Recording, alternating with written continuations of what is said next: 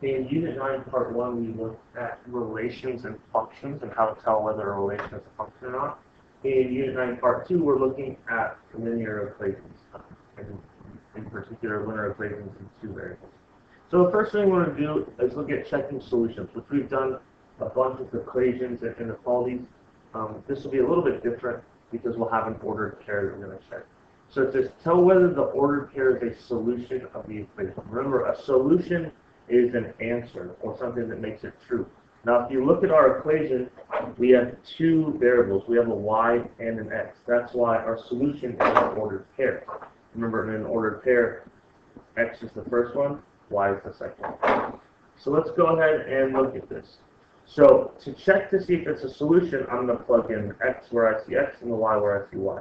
So I'm going to replace y with 1, and that equals, and that's 4 times negative 2 plus 9. Now I just work this out to see if it's true. So I'll have 1 equals negative 8 plus 9, and I'll have 1 equals 1. So yes, negative 2, 1 is a solution. Same thing on number 2. Just a reminder that the 5 is my x, the 8 is my y. So I have 7. I'm going to replace y with the 8. Minus 3, replace x with the 5, equals 11. Now I can work it out. 7 times 8 is 56. Minus 3 times 5 is 15, equals 11. So I have 41 equals 11. So that is not a solution. So again, checking solutions is pretty straightforward. You just have to keep track of the x and y there. Again, we're doing x and y because we have a linear equation in two variables. For the next part, we are working on finding solutions. So it says find the value of d when r has the given value in the equation. So we're trying to find d when we're given r. So I'm going to start by rewriting my original equation, d equals 2.5r. And if you notice, they tell me that r equals 64. So d equals 2.5.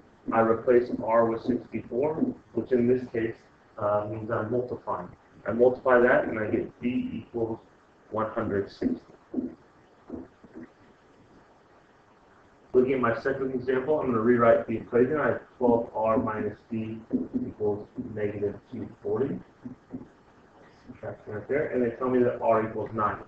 So I have 12. I'm going to plug in 9 for r. Minus d equals negative 240. 12 times 9 is 108. Minus d equals negative 240. And now I'm just solving for d. So I'm going to subtract 108 from both sides. Be careful here, this negative still comes down to d. So it's negative d equals negative 348. Now it says to solve for d. Right now I have negative d, so I need to make this d equals positive 348. Okay. Now, there's a couple ways I can accomplish that. I can multiply both sides by negative 1, or I can divide both sides by negative 1. But I need to have positive d there. So that's just solving for one variable when you're given the other. Again, we still have two variables in all these equations.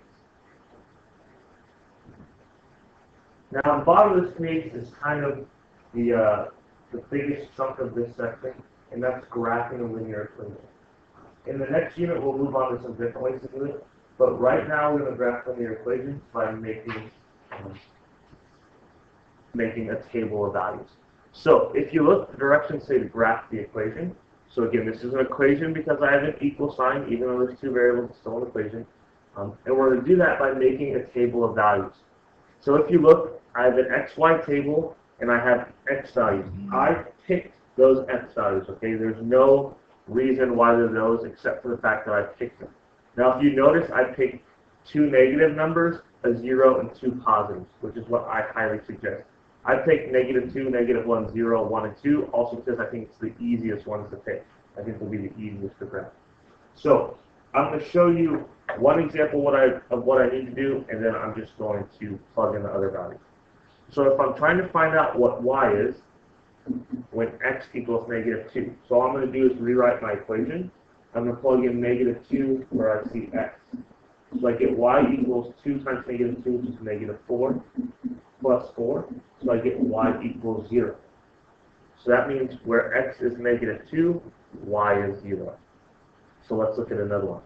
When x is -1, that means I'm going to plug in -1 for x and work that out. So I'll get -2 plus 4, and I'll get y equals +2. So when x is -1, y is +2. Let me erase this so that I have some more room. Now I need to plug in 0 for x. So I get y equals 2 times 0 plus 4. So I'll get y equals 0 plus 4, and y equals 4. So when x is 0, y is 4. Doing the same thing with 1. Plug in 1 for x. Work that out. I get y equals 6. So I plug in a 6 right there.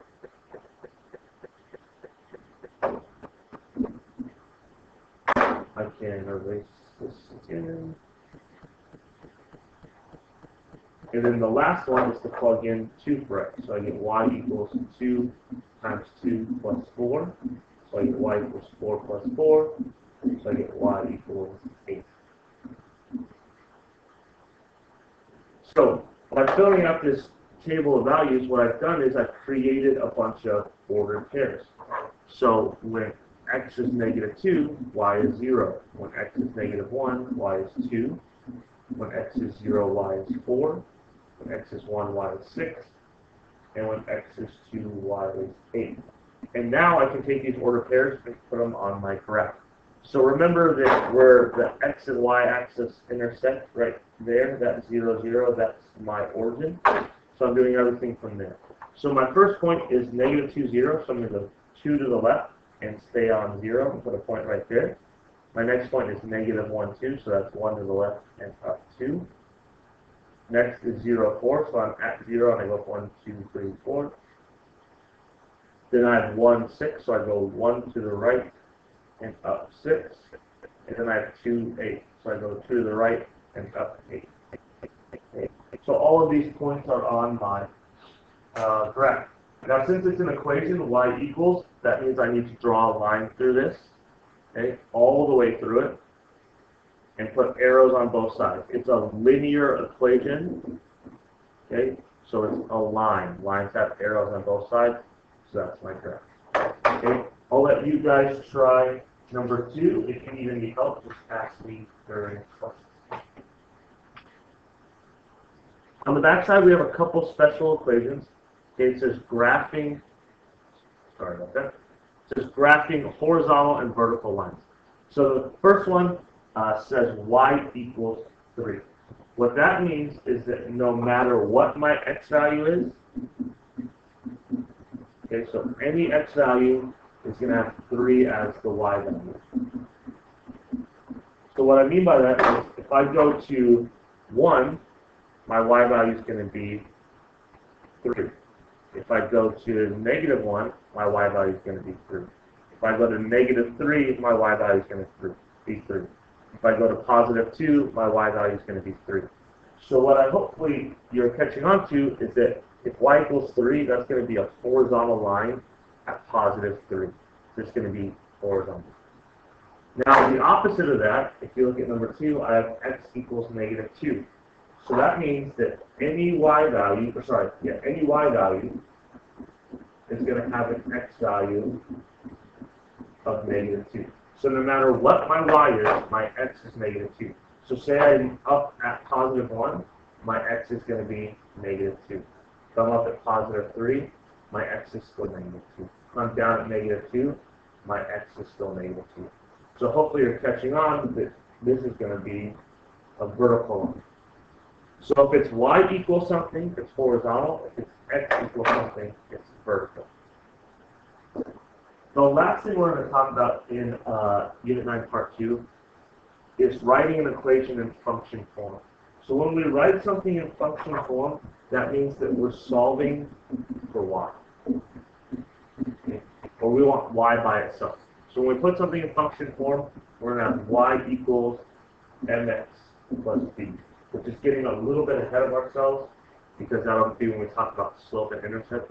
But that's how we want it to be. We want our y, we want our coefficient, our x, and then b is our constant. So if you look at the first example, I want you to box and rewrite it. 7x minus y equals 0. And we want to get y by itself. So the first thing I'm going to do is subtract 7x from both sides. I need to move the x over to the other side. When I do that, be careful. The negative comes down with the y. And I have negative 7x on the other side. Now, I do not have to write the 0. Okay? If it's 0, it's just 0. So I don't need to worry about it. What I do need to worry about is the fact that this y is negative right now. So to make it positive, I'm going to divide both sides by negative 1. So what that does is these negatives cancel each other out, and I just have y. Over here, the negatives cancel out. I have positive 7x. So if you look, I've now put it in function form. I have y by itself, everything else on the other side. Okay?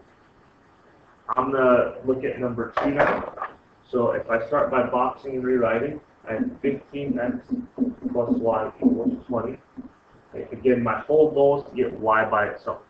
So I need to get rid of this 15x. Since it's positive, I'm going to subtract, move it over. On the left side, these cancel out, and I just have y. Now notice on the right side, I have 20 and I have 15x. I cannot put those together. They would either both have to have an x or both be constants without variables to put them together. So I'm just going to have negative 15x plus 20. Okay. I'm subtracting 15x, so that's why it's negative. The 20 was already positive, which is why it's plus 20. And that's in function form. Function form is y by itself with nothing in front of it. The last one involves one more step. Okay, I'm going to start by boxing and rewriting. Again, I'm putting in function form. The whole goal is to get y by itself. So I need to move this minus 3x over. To do that, I'm going to add 3x to both sides.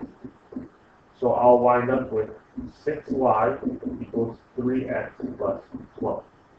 Now, I have the y's on the left and everything else on the right, but I don't have y by itself yet. It has the 6 out front. So to get y by itself, I need to divide everything by 6. So 6 divided by 6 is 1, so I just have y. 3 over 6 reduces to 1/2 x. And then 12 divided by 6 is 2. So now I'm in function form. Y on one side all by itself, and everything else on the other side. On the bottom, there's some review problems for you. So some basic evaluating and some basic equation solving. Please make sure you get all of that done.